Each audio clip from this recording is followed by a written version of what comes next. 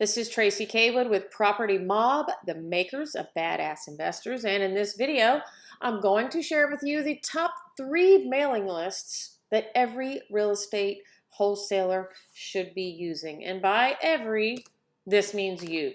So during this training, you're going to discover the most qualified people you should be mailing to, how to pre-screen your sellers before a postcard or letter ever gets sent out, and why you should whack those dreadful absentee owner mailing list forever. So as real estate wholesalers or investors trying to do lead generation, we know that there's real value in the mailing list, and everybody is always trying to find that magic pill, right? That magical mailing list that will generate the most amount of leads that'll make them the most money.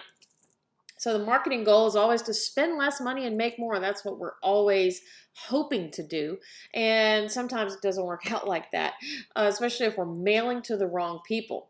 I know, some investors will even get on a good roll and they've got a good list and they're making money and they want to scale their business. So they spend more money on mailing lists and just mailing out postcards and letters to random mailing lists that they pick, but they don't make more money. They end up making less overall, or a less ROI, return on their investment, their marketing dollars. So this video is going to help you kind of pinpoint what mailing list you should be mailing to so that you can spend less and make more money overall in your business.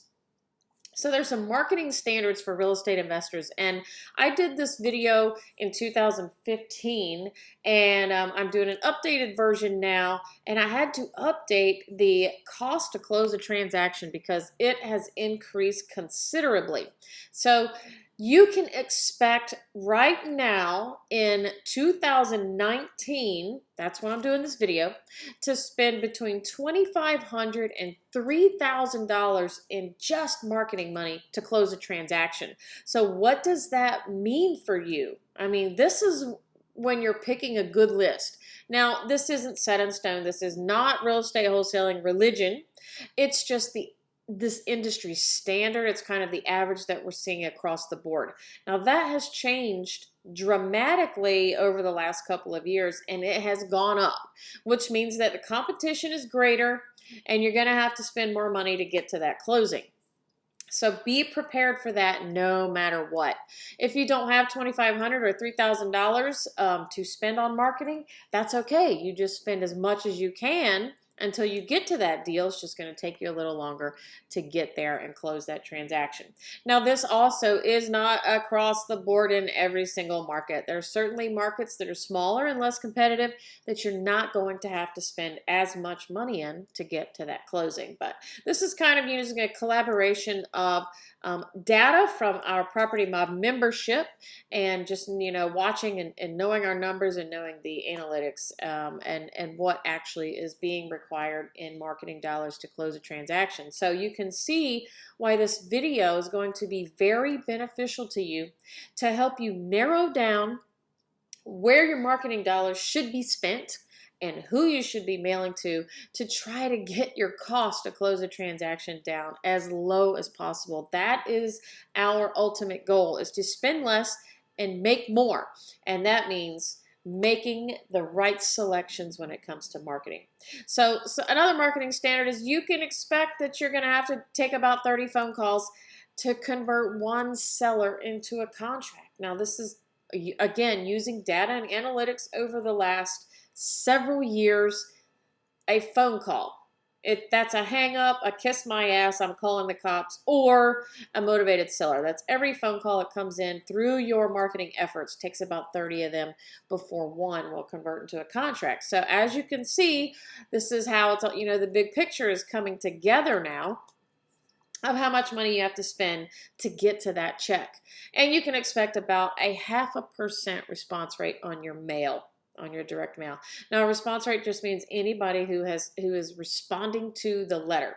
Again, it doesn't have to be a motivated person. It's just what the response rate you should expect to get. It's kind of how you can gauge if your direct mail campaign is working, is by that response rate, and you should undoubtedly be keeping track of that, and we definitely help you do that in our Property Mob membership. So here's an example.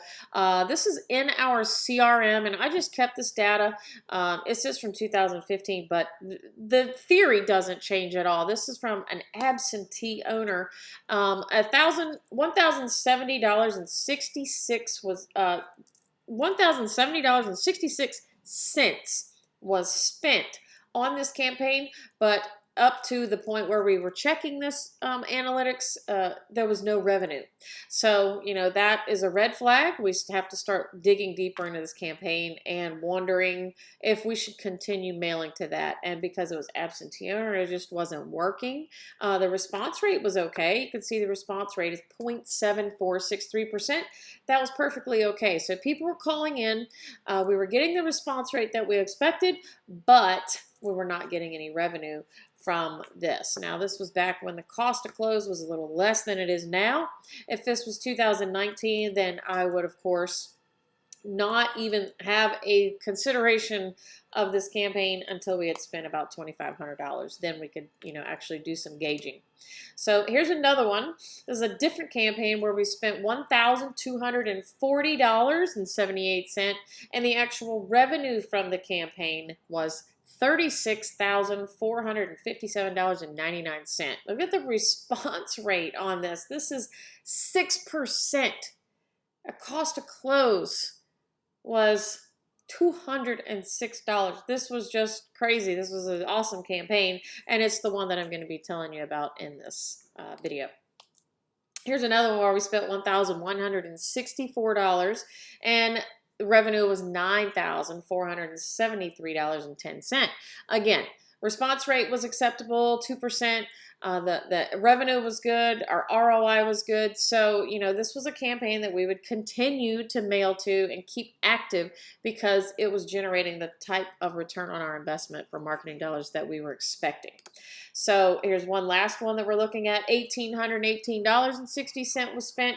Response rate 1.6899, and actual revenue $18,000. So we're able to keep track of every single number and all of the statistics of our campaigns using Godfather's CRM. That's the Property Mob specialized CRM that's available for real estate wholesalers. You can check that out if you want to, but that's how we keep track of all of our numbers and data like this. And we're able to report that in an instant and be able to tell which campaigns are working. So what are the lists that we're seeing with this awesome return on investment outperform all of the other lists? Well, remember, we're looking for motivation in our sellers. We want motivated sellers. It still always boils down to that if you're a real estate wholesaler. If they aren't motivated, then you're probably not going to be able to do a deal with them. So the best thing to do is pre-screen your lists. So we're trying to pull out or identify motivation before we ever even buy the list or ever even obtain the list. So let's talk about purchasing a list, okay? And some of the things you need to ask yourself before you actually make the decision to mail to anyone. Number one, can it be easily purchased by every other wholesaler in the city or in the country or in the world? I don't know. Is it easy to get? Is it easy to obtain? If it's easy, then guess what? Everybody is going to be able to get their hands on that list, and it's going to be easy for everybody to mail to it, because it was easy to obtain. And unfortunately, these days, nobody wants to put in any work. They want everything to be really easy. So if it's easy to get, you can basically log on, check a few boxes, and download your list. Well, then so can everybody else. And that's going to drive the competition up to a very high level, making your cost to close expensive because it was easy to get the list. Number two, is there a pre-existing condition? So what that means is when you're going and pulling the criteria for your mailing list, your direct mail campaigns, what is the pre-existing condition that you're targeting? You should be targeting something that's already there. So let me talk about an absentee owner for a second.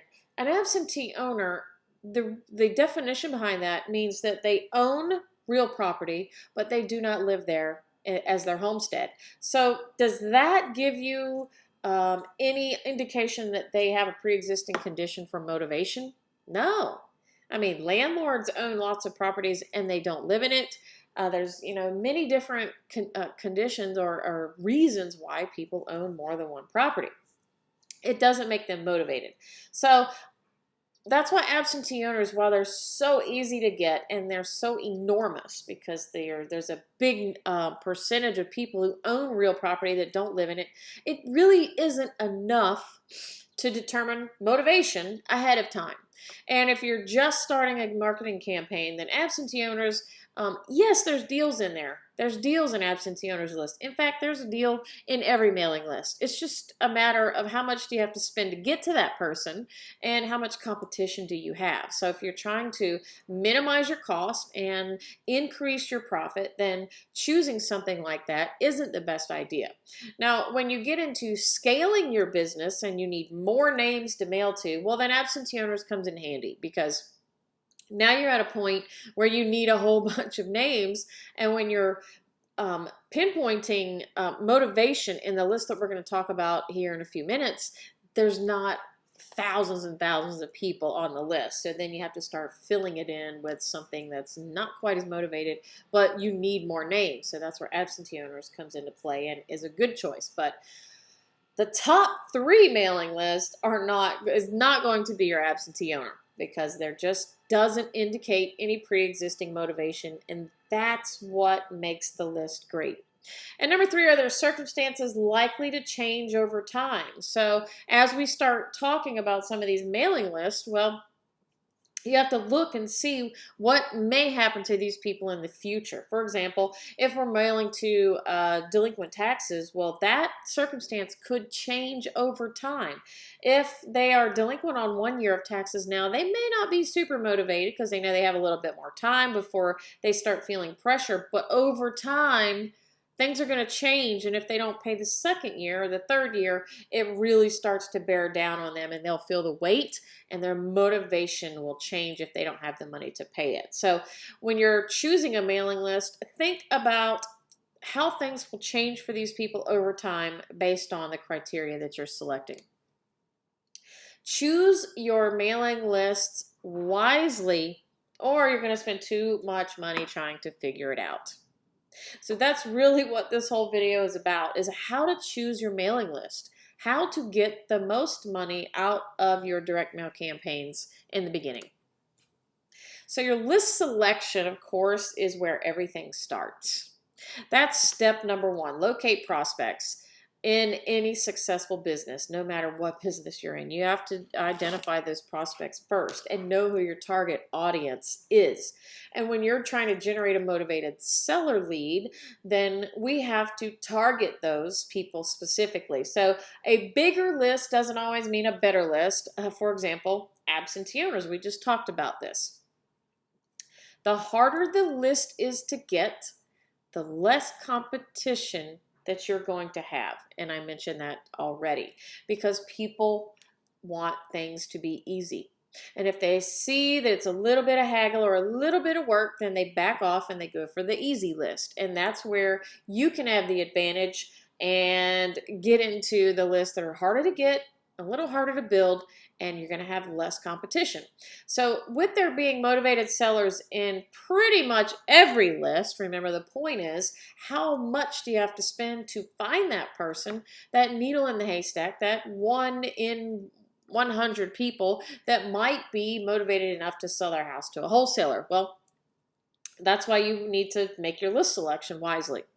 So you're going to mail to your small list, because they're going to be smaller lists, and mail to them at least 3 times before you measure your true results, and ideally 6 times. So we have a little follow-up calendar in our membership, and it tells you how many times you should mail and when people start to respond, and it's usually not on the first time. So that's why you can take a small list of 1,000 names and mail to it 6 times, and you're going to get more positive results than if you take a list of 6,000 people and mail to it 1 time. So you see where I'm going with this? Mail to your small list multiple times before you start to really analyze the data and see what kind of results you're getting from your mailings. So where can you find these highly targeted mailing lists? That's what everybody wants to know. Well, I can tell you it's probably not going to be found on some mailinglist.com website, because that's easy. And remember, the easier it is to get, the more people that are going to go for it, and you want to walk in the opposite direction of the herd and go for the ones that are a little harder to get, a little harder to build, and so you have less competition, which means you spend less and you can make more. So the best source to get your mailing list from are from the public records. It's kind of bullshit, I'm not going to lie. Having to go through public records, sift through data, pull records online, and then you'd have to start cross-referencing information to build a spreadsheet. It's not easy. It's not hard, but it takes time. It's time-consuming, and you can't just click a button and start download a mailing list. That's where the problem comes in. You, as the real estate investors, you're trying to generate the best leads for the least amount of money. You have to be willing to put in a little bit of work up front and do the work through the public records to get your mailing list combined and compiled and ready to mail. And then you've got a list that you can mail to 6 times. Hell, maybe more than that. If the list continues to work and generate these leads, because their situation could change over time. So today they may not be ready to sell, but if you can identify that things may change over the next 6 months, well, then that list is going to be good to use for quite some time. So here's some lists you can get from public records. Evictions. People that have real property occupied by a crazy non-paying tenant and they're having to evict them. Is that not a good list? I see motivation there. I see a reason why that person might get some negative emotions attached to this property and want to dump it. Divorces. Not always, but in most cases, there's some negativity attached to a divorce. Pre-foreclosures, probates, bankruptcy, quitclaims, code violations, delinquent taxes. Now, nowhere on this list do you see absentee owners.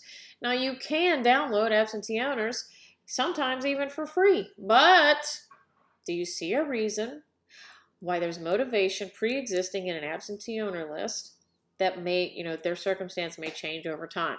No, but if you evaluate each one of these 8 different scenarios and think about the situation that they're in right now and how things may change for them over time, it's pretty damn obvious why you might want to target the people that are in these situations and go for people that are a little more targeted than someone who just owns a house and doesn't live in it. There's no motivation. There's no negativity involved in absentees. But look at the big picture here of these simple lists that you can get from public records and make a determination on why this makes more sense.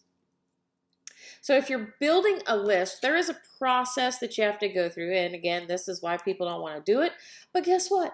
It's easy to hire a virtual assistant. In fact, Property M.O.B has virtual assistants that we've trained on how to do this, that you can just contact us and get somebody to do this for you. Or if you're new and you're not ready to move to the virtual assistant step, that's kind of the next step in business, then you can do it yourself. You either have to have time or money to make things happen. So number 1, locate the record. So determine who you're going to mail to and get the information, find out where they put the information and find the records. Then usually you're going to have to research the tax rolls, find out who the owner is or the interested parties, cross-reference information. In other words, do some research and find out who owns what their mailing address is, who the actual owner is, and then build a spreadsheet with the appropriate data. So the data that you need for a mailing list is the owner's name or the personal representative's name if you're doing probates, the property address that's in question, and then the mailing address. That's all you need to build an accurate mailing list that you can use for a marketing campaign. Again, owner's name or personal representative's name, property address that's in question, and then mailing address. Sometimes when you're dealing with probates, you don't get property addresses at all. So you can just, address the city that the property might be in. So, there's a couple of ways to get around that if you can't find all the data that you want. But you do need to know who owns the property and what their mailing address is. And ideally know the property that you're talking about. But, they may have a property that's not listed somewhere that they want to sell. So just at the bare minimum, owner's name, mailing address. And then you're going to take that data and mail to it 6 times. So you have a campaign for an extended period of time, and you have some highly targeted, motivated people that you can work with. So a probate example, you locate the record. That's the personal representative. Now, probates in our county are listed on a website, a public record website, and it has all of the probates that are, recorded every single day. We can go look that up, record by record. It's not in spreadsheet format. Find the personal representative's name, and then we research the tax roll to find the dead person. And then we see if that dead person owned a property. We cross-reference the information, and we find the mailing address of the personal rep, and we start entering that into a spreadsheet. So now you can see we're building a mailing list using information that is highly valuable, highly targeted, but other people aren't willing to put the work in. There's no such thing as a list that's too small. So if you, are compiling this data and on a monthly basis you're only getting 30 records, that's fine. But if it's highly targeted and you can mail to it 6 times, so over the course of 6 months, then do it. Then do that. Hell, I'd rather have a marketing campaign that consisted of 100 highly targeted lists of 30 than one giant list of 3,000. You know what I'm saying? So no list is too small. Now, if you have a marketing budget and you need to meet that budget every month, well, then you find as many highly targeted lists as you can and then fill it in with something else. So, maybe you're in a small city and your data just isn't that plentiful. That's okay. But start with your top 3 mailing lists first that you've really honed in on, and that they have some pre-existing motivation. So what are the top 3 mailing lists? Now, what I'm going to tell you is actually come from statistical data from my marketing campaigns, and I've been real estate wholesaler since 1998. Now, I haven't kept data all those years. I wish I would have. Usually, people just mail, and it's like throwing noodles hoping one sticks to the wall. They don't know what mailing lists are working. But in 2010, I really started keeping track of every single thing, every person I mailed to, all the money I spent. So I know which are the top 3 performing mailing lists year over year. Number 1, evictions. Evictions are not plentiful, but they are profitable.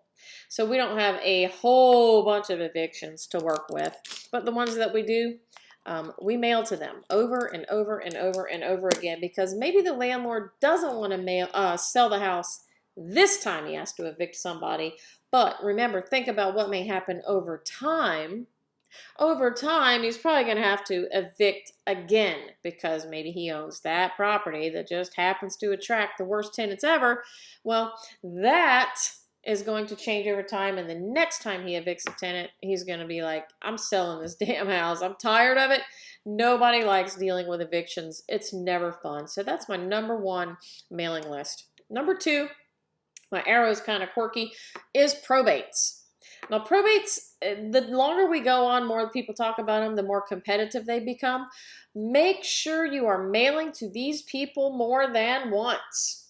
So when you get the probate data initially, that's when everybody mails to them one time. So, and everybody's one and done kind of guy, and they do not follow up with additional mails. Well, over time, things change with probates. And, when someone first passes away and they initiate the probate process, sometimes the people aren't ready to sell yet. They aren't ready to liquidate assets. They're still emotionally attached. Maybe they're bickering with family. They're just trying to sort things out. So over time, they finally settle down and they make the decision to sell the property, because most of the time in probates, these houses have not been maintained in 20 or 25 years. They belong to older people and they cannot be sold on the retail market. So probates are an excellent source of pre-motivation, but they do need to be nurtured over time. You need to mail to them more than once to make sure you're getting the most out of your campaigns. And finally, quitclaim deeds. Now, this is kind of my hidden gem. I talk about it on the propertymob.com blog, and once I did, it kind of opened up to other people that started mailing to quitclaim deeds, but it's kind of a hidden little secret. There's not any pre-existing motivation indicated in the title of this, quitclaim deeds. However, when you start talking to the leads that call in from quitclaim deeds, you will discover all kinds of different scenarios which trigger a quitclaim deed. And a lot of that is motivation. So they just give the house away, or, give their interest to somebody else. Somebody else ends up with it, and then they want to sell this property. So quitclaim deeds are awesome. Awesome lead to mail to and target. So to find quitclaim deeds, if you can do data searches in your property appraiser database or your tax records, usually you have to search for a $0, $10, or $100 transfer amount. So that's usually how quitclaim deeds are recorded. If you can't find them, then call your your tax record office and find out how they record them in your tax roll. So if you want to learn more about targeting motivated sellers, generating leads, keeping track of your data, analyzing your data, being very proficient in your real estate business, I've got the perfect solution for you. That is our Property Mob membership. Now, just a few things I want to tell you that you can learn and focus on is generating seller leads. I mean, we have over 120 hours of training, and that's not it. I'm going to tell you about our membership. And I want you to join us today and become a member of Property Mob. It's just $97 a month. You can cancel at any time, but the benefits to you and how it will improve your business are greater than any $97 will ever buy you. Ever. You just will not be able to find this value anywhere online or anywhere. It's just phenomenal. We love our membership. It's super, super beneficial to anybody who takes their business serious. So we do have modules for brand new investors all the way up to advanced. So we even have mastermind meetings every month. But we do generating seller leads. There's a whole module on that. Actually, there's 2 training modules on that. So you can kind of look at what we cover. Just how to communicate with them, how to freeze the sale, magic things to say, marketing pieces, how to pre-screen seller leads, determining repairs. We have a tool that does repair estimates that members get to use. We show you how to pull comps, what to say to sellers. That's pretty important. What to look for in a property inspection, how to negotiate with your sellers. This is a big deal. And, we always focus on making more and doing less. That's kind of our motto as a Property Mob member. So you can assume that everything we talk about is going to be focused on that. Follow-up systems. Follow-up. This is where the money is lost. So I've talked about it a little bit in this video, stressing the importance of mailing to people more than once. It goes way beyond that. So whenever people call in, you should have an effective follow-up system for those people also. So we talk about that in our membership. How to close deals, being transparent, doing the paperwork, getting access to the house, overcoming some of these obstacles that people kind of struggle with in the beginning.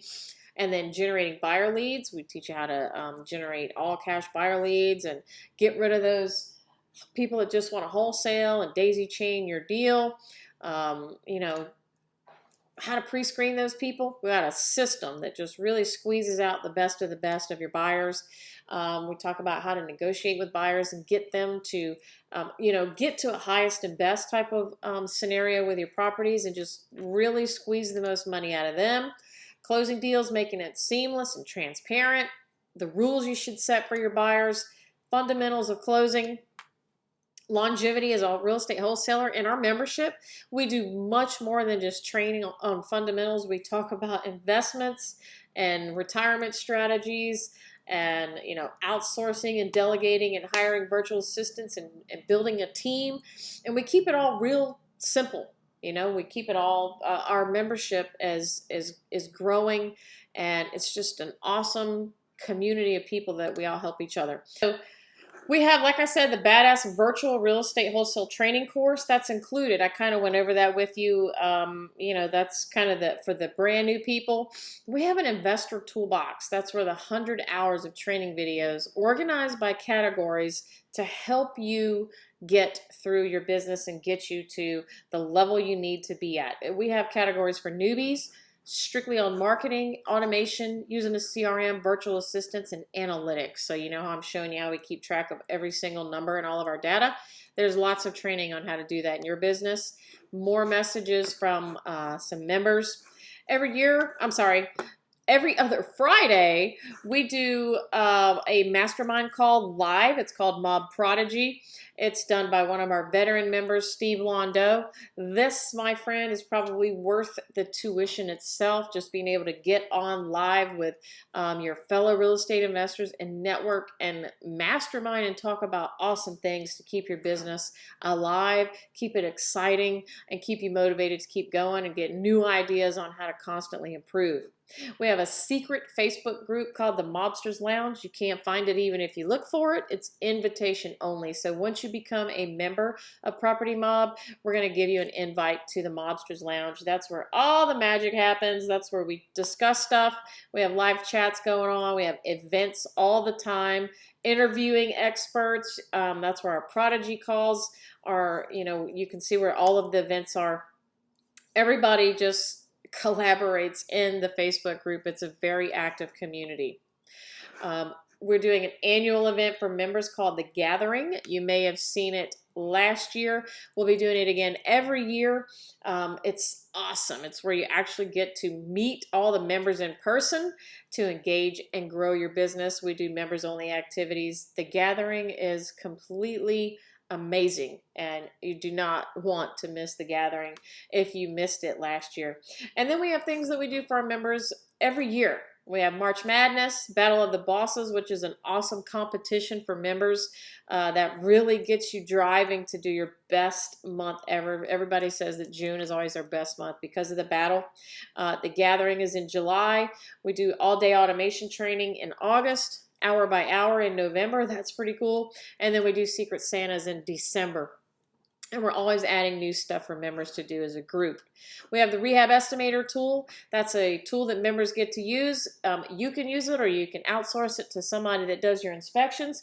Just answer a few yes or no questions. It instantly calculates your rehab costs, so you do not have to be a contractor or know how much stuff's going to cost. You can just use our rehab tool to come up with that number you need to make those intelligent offers. And when you sign up today, you're going to get a new member goodie box sent to you with official Property Mob memorabilia. The Coffee is for Closers t-shirt, our new member handbook, and an official Property Mob sticker that indicates you're now an official member of Property Mob. Look, once you become a member, you join for the content, but you stay for the community because we are always helping each other, and it's just an awesome group. So make sure you go to propertymob.com/membership and sign up for $97 a month. Come join us in the mob and continue growing your business. That's why you came today to this event. And I want you to continue learning and growing and being part of the Property Mob community. So propertymob.com/membership. We'll also send that email to you with the link. Come join us. We'll see you in the lounge.